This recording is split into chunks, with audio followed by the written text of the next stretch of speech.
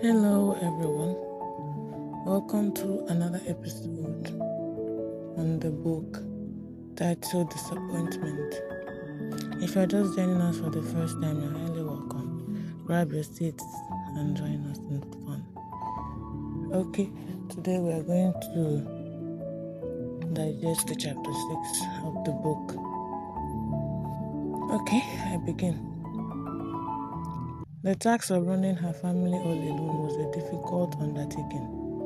The store she rented yielded insignificant income to the family, but it was able to offset very minor expenses of the family. The main source of income was the petty trading at the river road. Adigwe was very dutiful in checking the income and expenses of the business. Periodically, some profit occurred from it. She always flushed parts of it back into the business and kept aside some parts of it as saving meant for school fees, hospital bills, wares, and emergencies. It happened once upon a time that Nnenna and Obiora were simultaneously down. Nnenna on account of malaria fever, and Obiora as a result of surgery.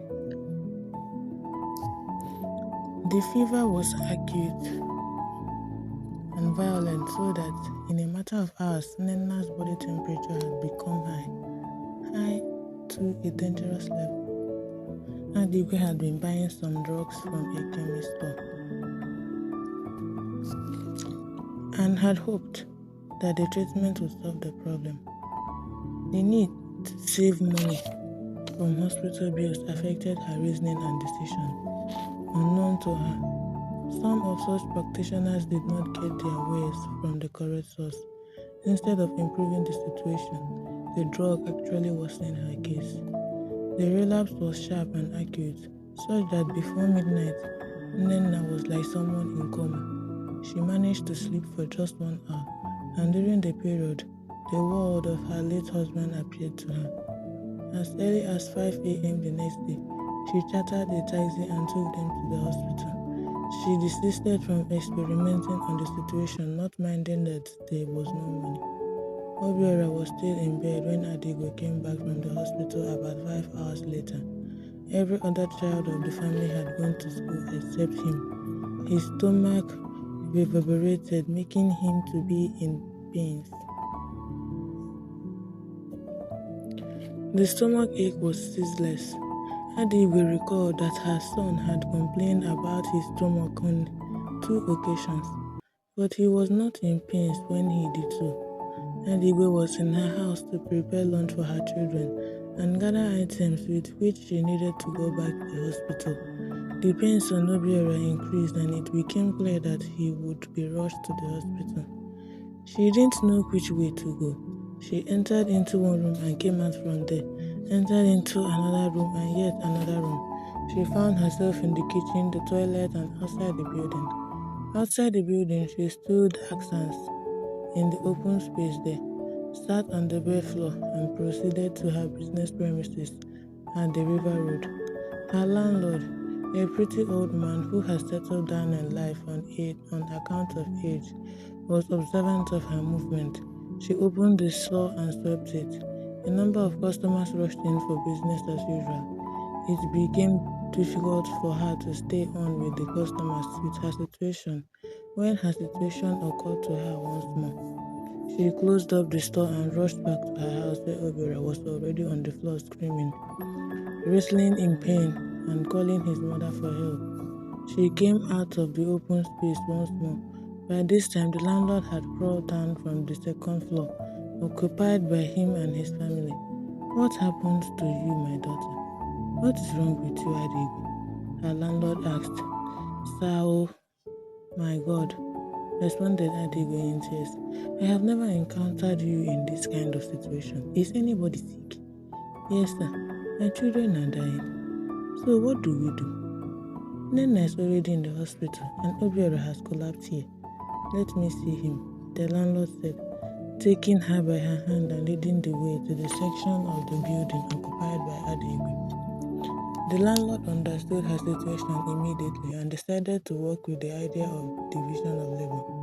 He told her to board a taxi and promised to pay. As soon as the taxi pulled into the open space of the compound, he instructed Adivi to pack all her needs in the vehicle. Obiora was helped into the car, and as soon as that was done, the driver screeched out of the compound with a high sense of urgency. Adigo mentioned the hospital. The driver understood. He drove quite professionally, and within 10 minutes of taking off, he drove into the hospital. Obiora was helped into the hospital, and as soon as the doctor saw him, he dropped other cases before him. The doctor started work on Obiora, trying to hit the cause of his sickness while the nurses were busy opening a file and folder for him. The landlord paid the deposit demanded by the hospital. The doctor announced his findings after some minutes. He has a ruptured appendicitis. What do you do, doctor? Adigwe interrupted. He should be taken to the theater for an urgent surgery, he said, looking at the hospital workers. What about the pre-surgery preparation like blood screening, transfusion, and other tests? She was still asking. Don't worry, young woman, I shall get it right. Are you sure? The doctor did not respond. He went into the cubicle and dressed up for the theater. He later emerged from there, looking cute and professional. The workers were a dutiful lot that afternoon. By the time the doctor got to the theater, everything had been made ready. Obiora had been positioned for the surgery. The doctor tore through the lower parts of the abdomen and with a special appliance ripped the flesh out open. He located the problem and shook his head. The ruptured organ was at the breach of range. He mopped up the paste-like fluid with the special cleaner designed for the purpose. He collected the cutting apparatus and precisely excised the appendicitis. The stitching followed, and before half an hour, the exercise came to an end. Adigwe was not at ease throughout the session. Her mind darted from one subject to the other. Some negative thoughts battled with the positive ones inside her. She thought about the ruptured organ in her son. She thought about some human errors that characterized surgery and about ill luck. There was cases of people who could not survive surgeries, not because the doctors were not clinical, but because psychological problems took the upper hand. All the same, the feelings that all was in order flashed into her from time to time. The doctor showed up as she was pondering over the nightmare in the day.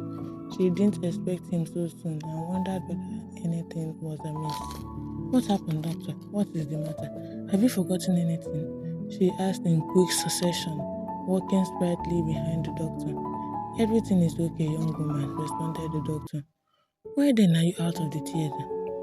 The surgery is over and your boy is in an excellent condition. They will soon bring him out, he said, walking to the apartment where his office was located.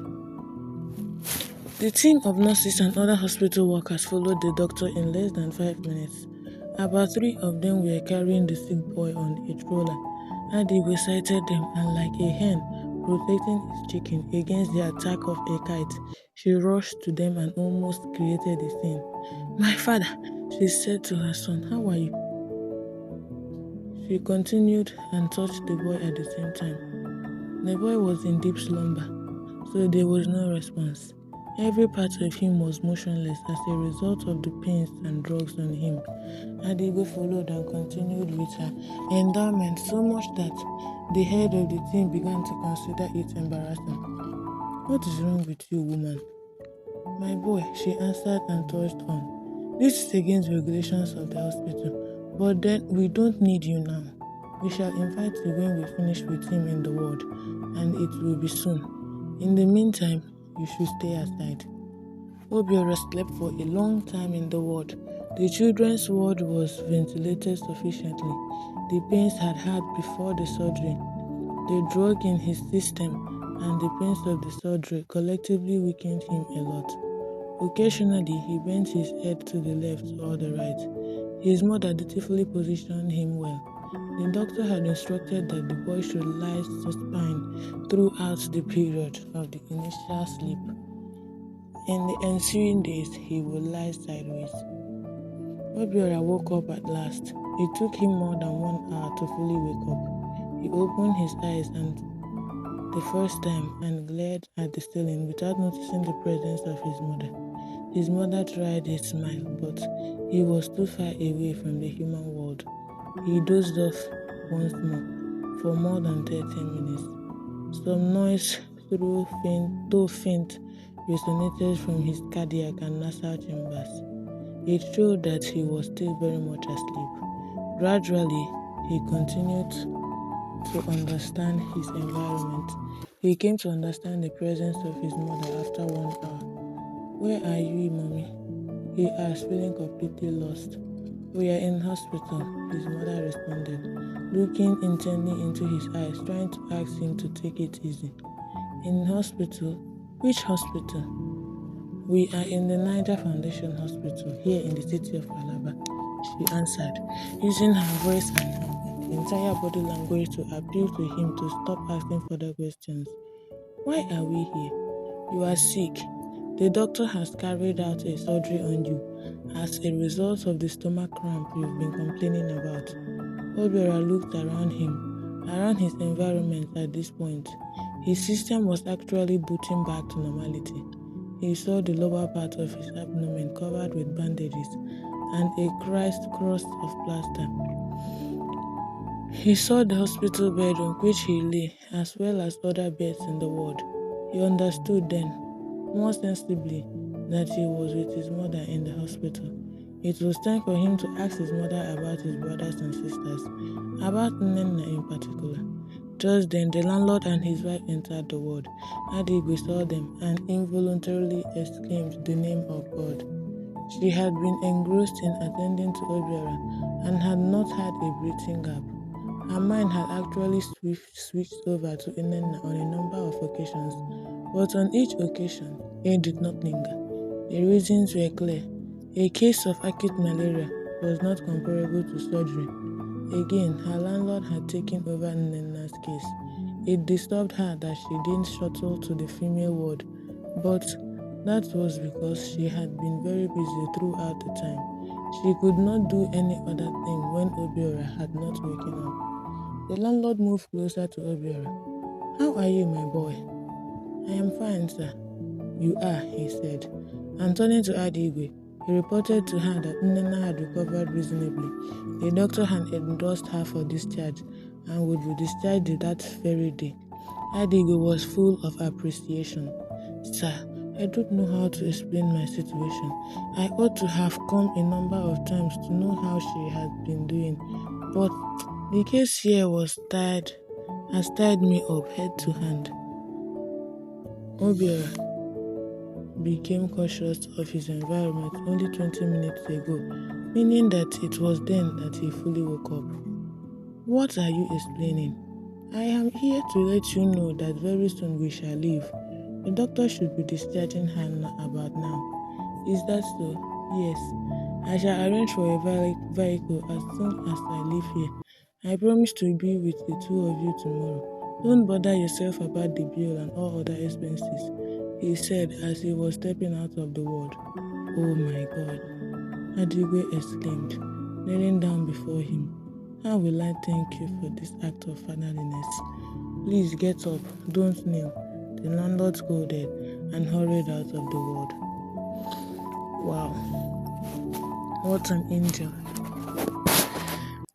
This saying that God always makes a way is actually true though. Alright, thanks. This is the end of the chapter 6.